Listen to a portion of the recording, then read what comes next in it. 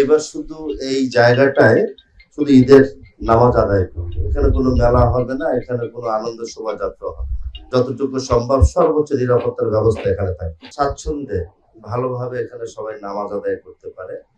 এজন্য আমরা বিভিন্নভাবে ক্যাম্পেইনও করেছি। আমরা মাইকিং এর ব্যবস্থা করব, যাতে করে আমাদের উত্তর সিটি কর্পোরেশনের প্রতিটি নাগরিক তার সহজভাবে এখানে এসে নামাজ আদায় করতে পারে। তো এখানে বৃষ্টির একটা আভাস আছে। শনিবার দিন যদি ঈদ হয়ে যায় কিংবা শুক্রবার ঈদ হয়, সেখানে বৃষ্টি হওয়ার একটা সম্ভাবনা আছে। তো বৃষ্টি হলে সেই ব্যাপারে আমরা প্রস্তুতি নিয়ে রেখেছি, যাতে নামাজ আদায় করতে গিয়ে কোনো মুসল্লিদের কোনো বিঘ্ন না ঘটে। আর মহিলাদের জন্য আমরা পাশে 500 থেকে 600 মহিলা বোনেরা যাতে নামাজ আদায় করতে পারে সেই ব্যবস্থা আমরা করেছি, এবং তাদের অজুর ব্যবস্থাও আছে। এবং যারা পুরুষ তাদের জন্য আমরা আপনারা দেখতে পেয়েছেন, এখনো কমপ্লিট হয়নি, ওখানে আছে। আশা করছি আজকে রাত্রের মধ্যে কমপ্লিট হয়ে যাবে, একসাথে 50-60 জন উজু করতে পারবে। তো সকল ব্যবস্থা আমরা মোটামুটি ভাবে করে রেখেছি। বাকিগুলো ইনশাল্লাহ আজকের মধ্যে সব শেষ হয়ে যাবে বলে আমি মনে করছি। আর এখানে একসাথে এই টেন্টের ভিতরে যেটা দেখছেন, এটা বাঁশের কোনো টেন্ট না, এটা স্টিল স্ট্রাকচার দিয়ে করা।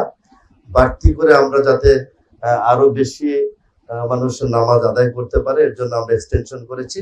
সব মিলে এখানে 10,000 একসাথে নামাজ আদায় করতে পারবে। তারপরেও যদি আমাদের এক্সট্রা ব্যবস্থা আছে, যদি আরো জামাত আদায়ের জন্য আরো মুসল্লিরা উপস্থিত থাকে, পিছনে খোলা জায়গা আছে, সেখানে আমাদের সকল কার্পেট কিংবা ত্রিপল রেডি থাকবে।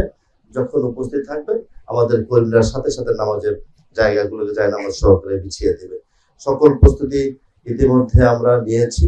বাকিগুলো এখন 3 দিন সময় আছে, এর মধ্যে যেগুলো টুকিটাকি আছে আমরা প্রতিদিন এখানে আসবো, এসে যেখানে ঘাটতি দেখবো কিংবা কোনো জায়গায় কিছু আছে কিনা সেটা আমরা ব্যবস্থা করে করবো।